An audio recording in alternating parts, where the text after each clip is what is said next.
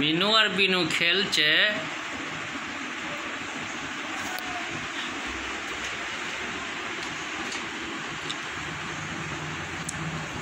আমাদের বিড়াল ছানা দুটি ঝুড়ি পেয়ে খুব খুশি। এর মধ্যে দেখছেন ওরা খুব সুন্দর খেলছে। একটা কিন্তু ঝুড়ির ভিতর, প্রিয় দর্শক, আরেকটা চলে গেল, চুপচাপ বসে রয়েছে।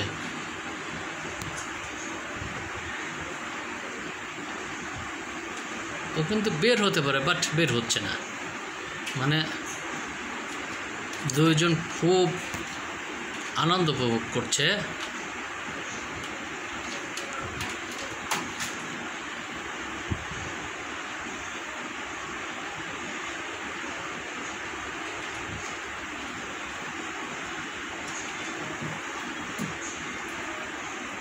সুন্দর খেলছে দুজন।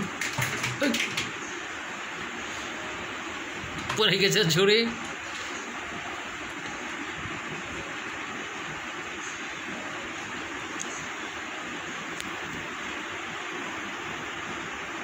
প্রিয় দর্শক, ওদেরকে আবারও দেখানো হবে। মাশাআল্লাহ।